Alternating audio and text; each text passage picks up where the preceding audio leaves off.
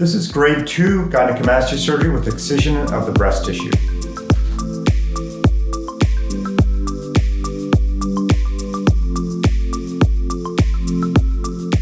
Good morning, guys. We're here doing a gynecomastia surgery. This patient has grade 2 gynecomastia, and I've already done the markings. Now, if you were to look at him, you'd initially think that he has grade 1 gynecomastia or puffy nipples, because that's the most obvious thing, the puffiness of the nipples.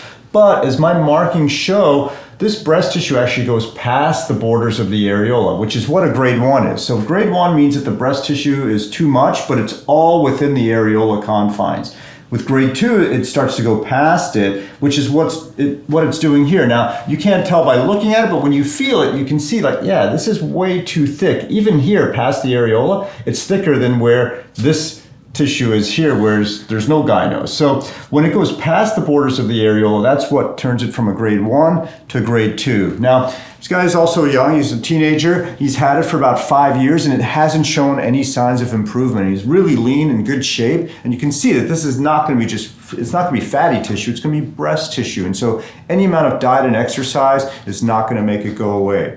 The other thing is in teenagers, I have very specific criteria on when I decide to operate on them, because in a good percentage of them, it does go away on its own. But once you've had it for more than 3-4 years with no signs of improvement, likelihood of it getting better on its own is very low. And so we had a conversation, discussed it, and the operative plan is to make a little incision under here and get this breast tissue out to help with the projection, get the nipple back, get the shape of the chest better, and he's gonna do great. So I've done my markings, I have the surgical plan, we're gonna head back to the operating room. I'll see you in there.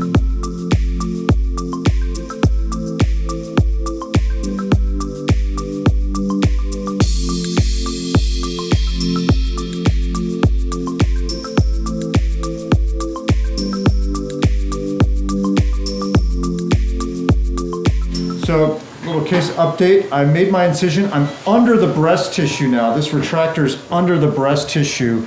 And what I want to also highlight is you can see the tip of the retractor is right here. And that's pretty typical. You have to go past your markings. This is where I feel the breast tissue end, but I can't just dissect to here because I want to be able to get everything out and then taper it down so it's a nice transition. So you can see my retractor is past my markings all the way around. And so my next step is going to be to then come right under the nipple and over top the breast tissue so I can be able to take it out. So I've lifted the breast tissue up off the muscle, and now I got to come over the top to then get it out.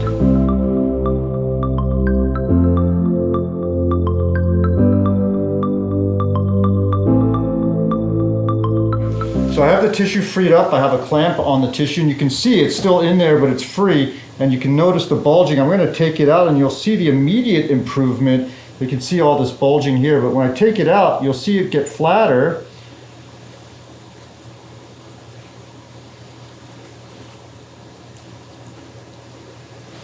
And you can see now how much better that looks with it out. And it's a fair bit of tissue on someone this lean. This is what makes it a grade 2. This is clearly bigger than the size of his areola. And that's what makes it a grade 2. It goes past the border of the areola. If it was just a grade 1, the tissue would just be right here. This white tissue here is just the tissue under the areola. But you can see how much the tissue goes past this white area, which is why it's a grade 2. So it goes past this border, and you can see it's a thick amount of tissue. And this is pure gland, a little bit of fat, but mainly gland.